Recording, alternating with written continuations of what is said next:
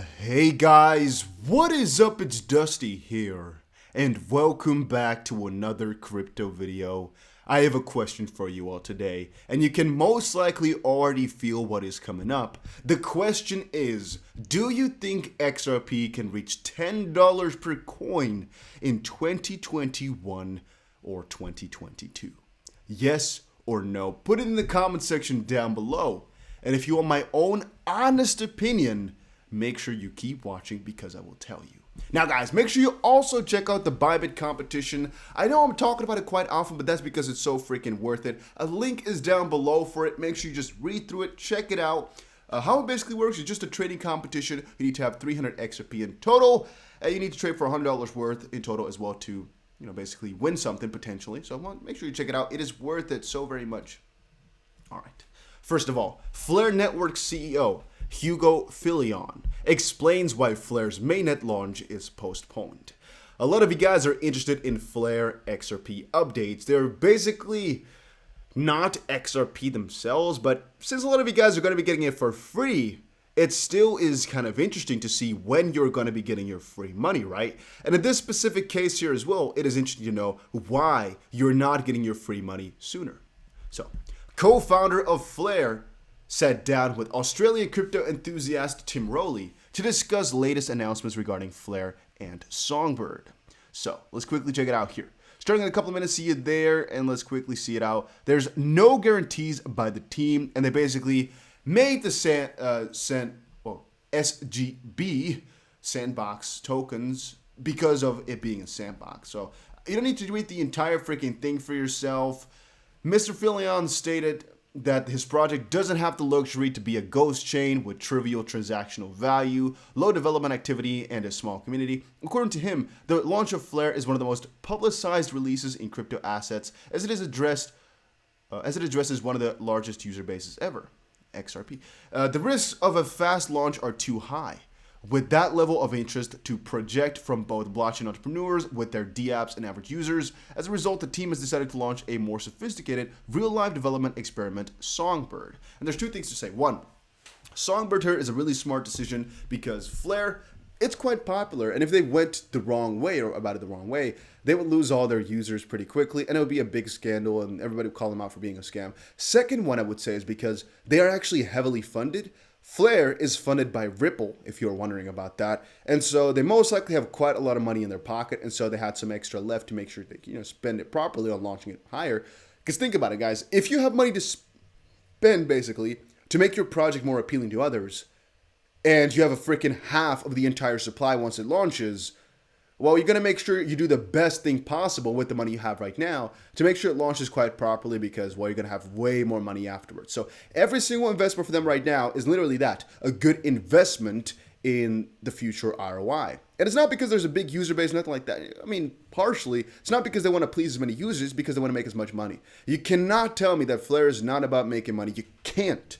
Then again, it also is pretty useful. I'm not going to lie about that one. Flare, ultimately, for me, it's not really a problem. I don't really see anything against it except for the distribution. But ultimately, the utility that it brings is really nice. So from that perspective, I really can't complain. And the Songbird and the extra couple of weeks of waiting, it's annoying, but really, at what cost, right? What does it cost you to wait for it? Nothing really, nothing. Since everybody is waiting for the same thing, it's not really that big an issue. I guess one thing you might say is that you have to wait longer for your money to become available and for the money to then go up, the Flare value, for example. Then again, we're now getting a Songbird token as well, which eventually people will just buy anyway. So it's free money. It's pretty nice. I'm not going to complain. And then let's dive into this one. Is $10 per XP ultimately possible? Yes, I think so. Is $10 possible within 2 years? I think so. Is it going to happen within 1 or 2 years? That is really difficult to say. Now, what can cause something like that? Okay, a couple of things. One, huge Bitcoin boost. Yeah, could make XRP go up like that. A huge XRP takeover. So if XRP were to become number one, bada boom, bada bing. A positive result in a lawsuit while in a little bit more of a bullish market. Could take XRP beyond 10 at once. Even a positive lawsuit settlement in a negative market, a bearish market, could even launch XRP towards $10. We don't really know. What else? I guess some new announcements that we could not even have fathomed just quite yet. For example, Ripple and Amazon becoming the same thing. Who knows, right? Just some crazy thing that you could have really not fathomed before in terms of a partnership. that could definitely pump the price like crazy too. But the point being, $10 per XRP is not really anything difficult. It's 3 times the all-time high. And if people thought that $10 per coin per XRP is impossible, then it's the same thing as saying that $60,000 per Bitcoin is impossible because that's the all-time high in 2017. But then again, it did. So yeah, people often say things are not possible until they happen. So don't really attach too much value to that.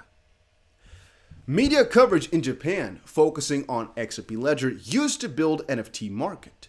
The asset XRP has very low transaction fee and closes transactions immediately.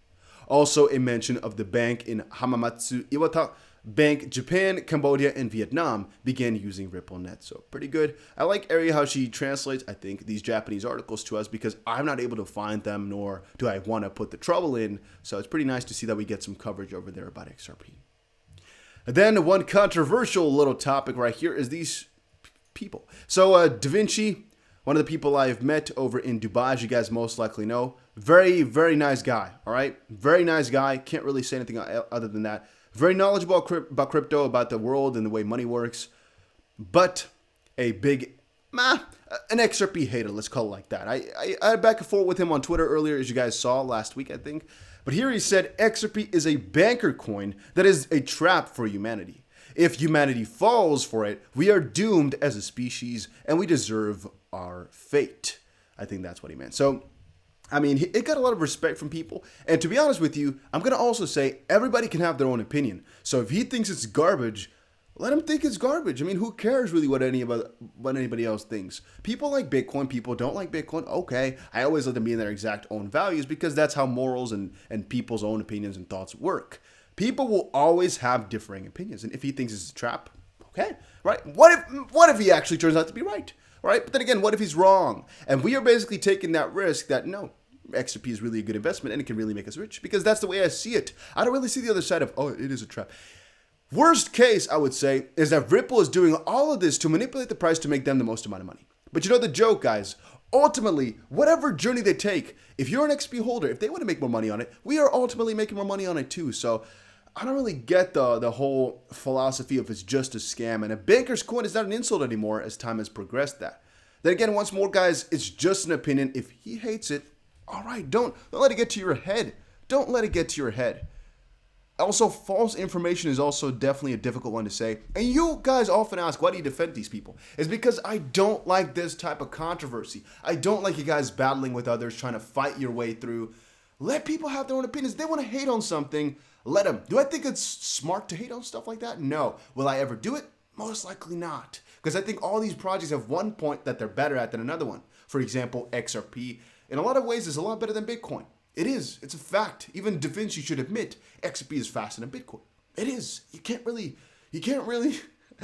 fight facts like that.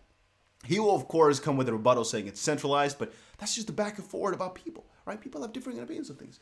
And why I'm defending him is just because I want to respect that little part and because I think he's a good guy in his own nature. And ultimately, people say this type of stuff because they think it's better for you. So even though we think he is wrong, it doesn't mean he himself thinks he's wrong. And doesn't mean he's actually going to change his mind if you tell him to. So once more, just ignore this type of stuff. And the reason I'm saying this is because there's not just one. There's freaking thousands of these people.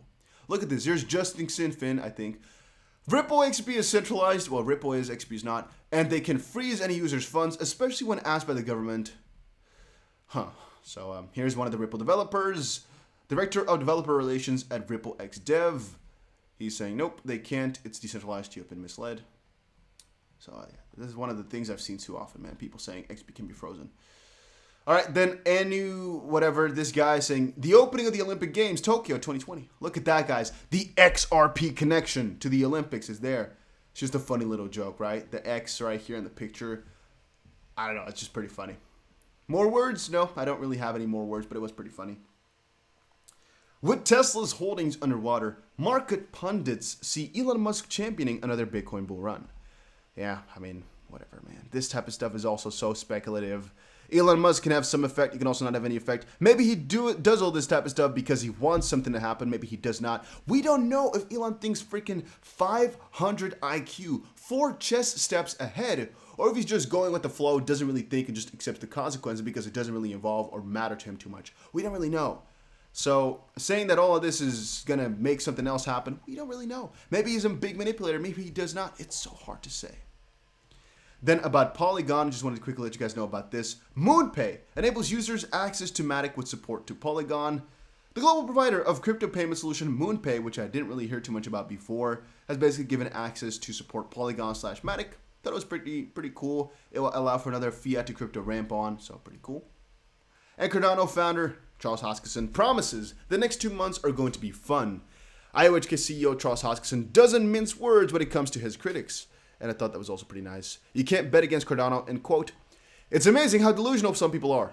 This is honestly the level Cardano critics are at now," which I think the same thing for XRP. "The next 2 months are going to be fun. Expect a lot of meltdowns and temper tantrums from the paint chip brigade." That's because somebody else said, "Charles will most likely completely clone another working POS chain and call it an update of ADA and decorate it with a fact-bending thesis that make it look like it evolved from the current GitHub." So whatever, man. People are hating on Cardano, saying it's useless or not doing anything or just copied. I've never really seen that copied quote before. It's something that's being put up right now though, but Charles is quick to kind of dispute that. Charles Hoskinson, co-founder of Ethereum, co-founder of Ethereum Classic, co-founder of Cardano. I think he knows his stuff about POS. I think he knows his stuff about crypto, so I'm gonna stand on his side for this one. But yeah, let's stay quiet to fight another day, huh? Yeah. All right, guys, make sure you check out the Bybit competition. Make sure you don't hate on these people who are not knowledgeable about XRP or who just have a differing opinion. Because once more, guys, we should accept these types of people in the community. They will always be there. And ultimately, a lot of the XP community does this for Bitcoin too. Doesn't mean they're right, doesn't mean they're wrong. Just means people are different. And ultimately, we're all in this game together. We're all crypto hodlers. Some people want to hate. Okay, that's the same thing as I did with the comments. Just ignore them. Just let them be. If they want to take others with them, ultimately, it's not really going to matter. I would prefer for more positive news, but ultimately, guys, if XRP goes up in value, you already know these people will change their minds and switch over. And if they don't, own loss, right? Own loss. So let them be. That was it for today's video. Hopefully, you all enjoyed it. If you did, make sure you press the like button and subscribe. And I will definitely see you guys again in another crypto video later today.